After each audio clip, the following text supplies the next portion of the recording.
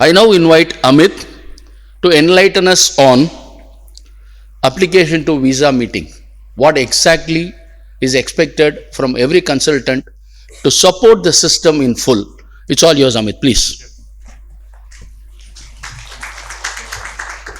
You want to use this? Am I okay? Okay, could you hear me at the back? Okay, perfect. Chilling quite loud though.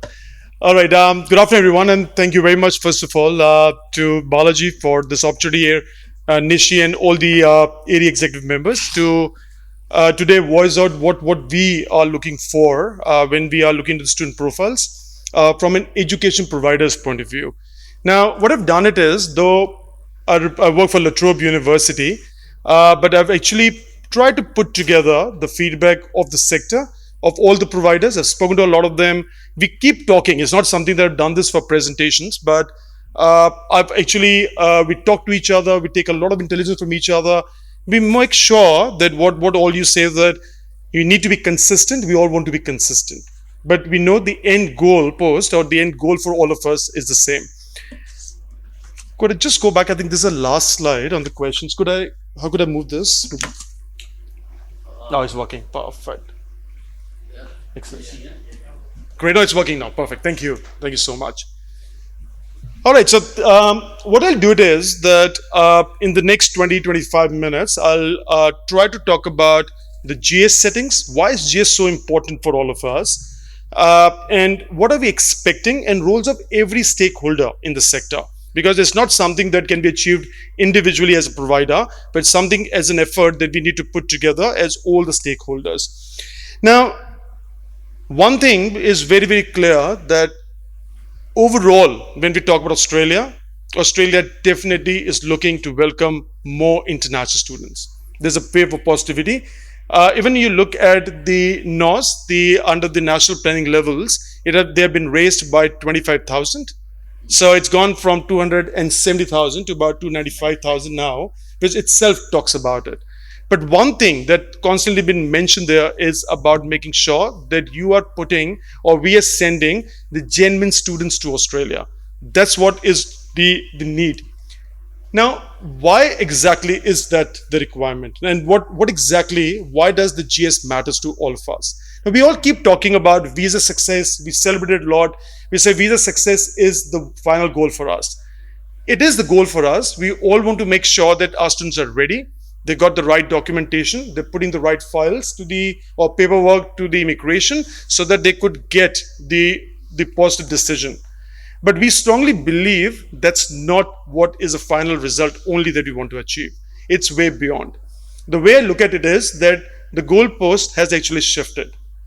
Now, what is more important for us is that with the quality, with a high visa grant rate, we also want to make sure that education providers are getting right students who want to study with us, and each provider gets higher retention rates.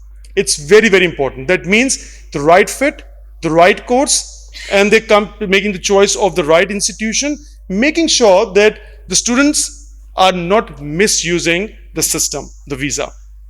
So these are the three factors we want to look into, making sure that visa grant rates are higher, the students' retention is high, and also most importantly, there is no misuse of the visa system. All right, what are the core areas that we as education providers are looking into? So the first thing is financial readiness. Are students ready with the financials or the expenses involved with their education? Now, I know we keep getting these questions about, I know we have met the requirements of the visa. I've got a loan sanctioned. I've shown the income documents of the parents. Why are they not getting approved? Or why are you asking for more documents? The reason is we want to make sure the student understands what are the type of expenses which are involved into the course or the program that they have chosen. And we want to look beyond just the documentation of income and also maybe loans or the bank account statements. So you would have seen that now the education providers are looking more into things like income tax returns, past incomes. Some of it questions about, could we do the lodgements of ITRs altogether for 3 years. And we said, no, that's not what it shows. We want genuine documents. So we want to make sure that students are aware what are the type of expenses involved and they're ready to afford that.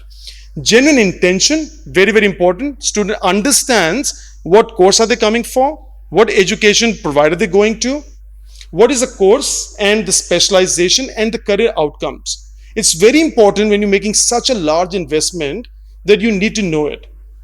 And that's a great way for us to find out that really if the student is serious about their studies and the institution that they're going to. So it's very, very important for us to check that. Capacity or capability to succeed. We've started to look at that as education providers very, very carefully. So what we do it is we look into the student progression in their academic, academic succession. We also want to see have they got the right background? Have they done the right type of subjects to succeed in the program that they're looking for? Now, I'll give you an example. Many times you see a student with who's done year 12 and done subjects like music, cookery, and then physical education, and wants to do a bachelor's of IT.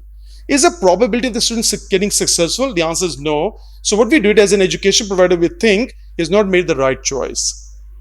And we want to deal with them, we want to engage with them, we want to guide them. We're not saying we say no to them, but we want to make sure that do they understand of what they're committing to, and do they have the capability of completing that qualification or not. So we're looking into that sort of things.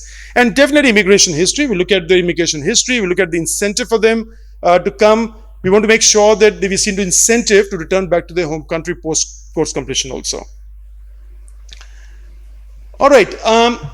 What type of documents do we ask for when we look into all these assessments? So we look at, do they have authentic income and funding documents? So we are doing a lot of verifications. We do a lot of checks in terms of, are the documents genuine? So I gave an example of recently filed ITRs. Are they good? So what we feel is, if you don't have the documentation, you're creating the documents, it's a concern for us. If you're putting the money in the bank account, but you don't have the source of it, we've got a concern. That is that what you've just created to get a visa, or show us that you meet our GS settings. It's not what we want to accept. Number two, dependency on loans and family sponsors. Now this is becoming very important. I want to touch upon this. Many a times we get cases where a student says, I've taken a full loan. I've got a loan of 40 lakh rupees. I've got income documents of, let's say, 10 to 12 lakh rupees of parents. Could you approve that case? The answer is, should we approve, should we not? The answer could be yes, could be no. But what we do it is, we do the holistic check of the student profile.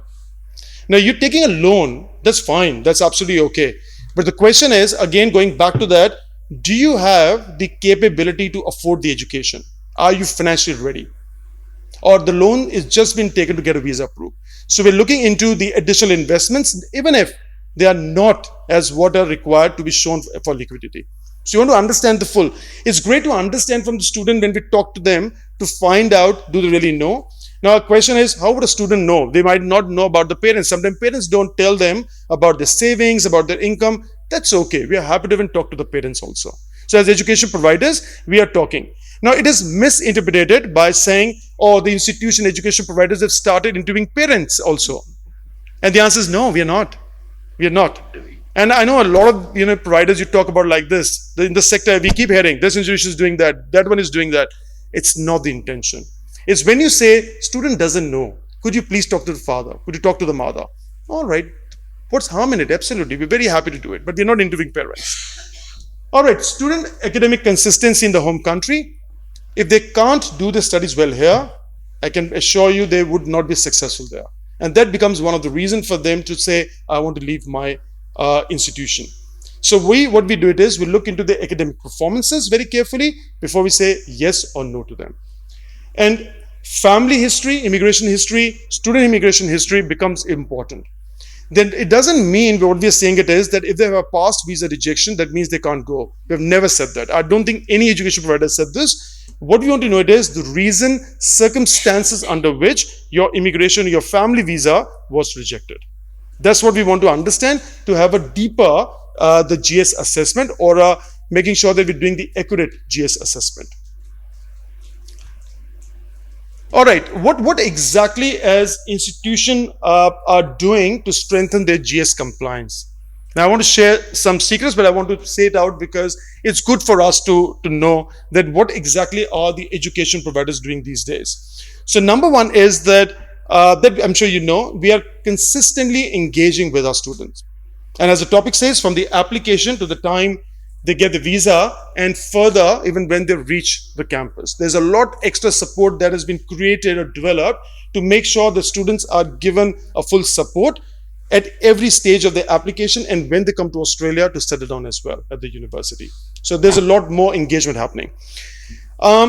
Risk compliance first. We are monitoring the student quality very, very carefully. And we are also monitoring the risk patterns also very, very carefully. Now, interestingly, what we do it is we actually do a lot of data digging now. We look at where are the students coming from, what type of courses are problematic from what region. It's like a combination of a lot of factors. What background they are from. So we actually know about those patterns, courses, the regions, and hence the GS setting sometimes varies. The interviews varies. The checks varies. But that doesn't mean that education providers are stopping students. Anytime we all want to create opportunities for more and more students to come and study with us in Australia. We're not stopping them, but just we want to make sure that students exactly provide us the right information. They are interested in studying, and that's how we look at the past patterns and try to make sure that we're doing enough checks based on that. So a lot of analysis has been done, and interestingly, each provider goes to the representative and talk about it. So we are talking to you about it. We're telling you about where do we see concerns and gray areas, and what are the measures that we are taking in those regions to make sure that we work together to create opportunities for the genuine students. Number three, close coordination within the university. Also, the recruitment division, the admissions and compliance are working very, very closely. So there's a lot more discussions, there's a lot more transparency, there's a lot more sharing on information that's happening within the education providers to make sure that we are taking the right decisions. Like I said, GS is to encourage genuine students. It's not to stop the students. There's a wrong perception about it. The strict scrutiny of documentation and also engagement with students. So we are really now, you would have heard that we are interviewing students. All the students get interviewed. There's a video interview that's done. Again, it's a great way for us to really understand and talk to the student. Now, as our representatives, I want to say that I think most of us are very open to give a student another opportunity. For example, if they've gone nervous or they have not been able to do well in the interview because it's a life-changing moment for them. They know that they are taking a big decision and you tend to get nervous. I'll be honest, I could get nervous in such situations. So we do understand that the students can absolutely, through the representatives, approach their education provider and say, I want another opportunity. So we're very happy to engage with the students again and give them another opportunity. We are not that rigid saying, sorry, the interview is done, you didn't do well, you're rejected. All right, territory strategies. I've actually covered this, but I just want to say that we are constantly working on now our regional strategies, understanding regional behaviors and what's going on in every region. So it's within the country, within a state also, there's a lot of work that we are doing to constantly understand what are the trends building up. So we all work on those sort of trends. Student readiness, we are investing heavily on the pre-departure sessions, student interaction sessions. Like I said, we've enhanced our resources, our investments into supporting students at every single stage. But intention is to work with you, to support you, to make sure that we are working hand in hand to support the students. That's the intention. That's why we are working closely with you. And I know a lot of our representatives have appreciated that effort, that there is a lot more coordination that they see in the last few years. And the agent support, we're making sure that our representatives, our partners are well trained on the courses, on the education providers, the type of information that student needs to know before they make a decision of an education provider where they want to study and the course they want to study. All right, what do we expect from our representatives? What we want from them? Number one, provide detailed counseling. on courses, cost, and career outcomes. So whatever I mentioned about, the student needs to know this, they need to be financially ready, they need to know about the right course, what they want to come up with. I think there is nothing better, or there can't be any other way actually than us and you working together and making sure that we are providing our students that information at every stage. And that is where I always believe that it's important to engage with the students. Technology is great, it's a blessing, but with the technology, they definitely need human touch as well. They need to be talking to you. Could be technology, could be over the video conference. It doesn't have to be that they have to sit down together in a place, but it could be through technology, but they need to talk to you, they need to understand, you need to understand your student. That's very important. And same goes with us as education providers, that we need to understand our students, and that's the different measures I talk about is what is an effort made to understand what our students are, who they are. Conduct holistic GS assessment during the student screening. So again, I have mentioned about all the factors that you need to look into to make sure that you are creating opportunities and you're encouraging the genuine students. Ensure authentic documentation before submission. So please make sure that you are doing the verification of documents. You're checking the documents. And there are various sources, which I'm sure you would have heard before in the AAERI, you've heard in the different forums. There are ways to verify documents. It's so very important that you are checking your document at your end and then passing it on to us. I can tell you that there are ways, we all at our universities have got the ways where we are actually at our best capacity verifying a lot of documents, whatever we could. The few we can't, but slowly, gradually seeing that things are changing and we can even check more documents. And also for you even to conduct pre-departure sessions, engage with students, making sure that they're getting absolutely prepared before they leave the country. I always give an example. A lot of times students say, I've got a visa, and in their excitement, they forget to book their accommodation. They forget to book their airport pickups. Trust me, you go for a tourism trip even, you're going for tourism, and you don't book your accommodation, you don't book your airport pickup, except that you've been to that place, you're familiar, it's a different case, you know how the system works. But most of the students, I read an article which says 70% of the Indians go overseas to that country where they're going for the first time when they go for their education. So they don't know the system. It's so very important to encourage them to make arrangements before they go. It's worse landing up in a country with that sort of experience where you got not a great welcome, means you got nothing, you don't know where to go, you end up sleeping at the airport, and then what you do it is you feel homesick and say, I want to go back. And then the problem starts in a bigger way. So my request is, please make sure that you're putting that effort on the students where they understand. Make sure they say, I know someone there, so you know that, all right, they're in good hands, they've got the arrangements in place. So that sort of engagement is very important. And I keep saying this because for me, it's my 25th year in the sector. I remember early days for the first few years when I was counseling, we used to make sure actually that our students are landing up there. And trust me, I've had incidents where I've told students, you've made the arrangement, they said yes. And then the students have flown on, they reached Australia. And then I'm getting calls from the mother saying, oh, I can't contact my son, my daughter. Could you help me to do that? How could I do in the midnight? Or I don't know where my child is. What should we do? And I'm saying, sorry, but I'm as helpless as you. I don't know where they are. Let's wait for them to call you back, Though I know that technology has changed over the 25 years where kids can now easily do a WhatsApp call and tell you. But still, good to make an arrangement. And there are free internet on the airport, so it's so easy. All right, so why GS is important? 2 key messages. Help students to make the right choice. And number 2, make sure that they get the best chance of securing the visa and completing their degree successfully. So end goal is the students graduating, not getting the visa. All right, I'll stop here, but very happy to take any questions. Or do you want first Guru Pratap to maybe say a few words and then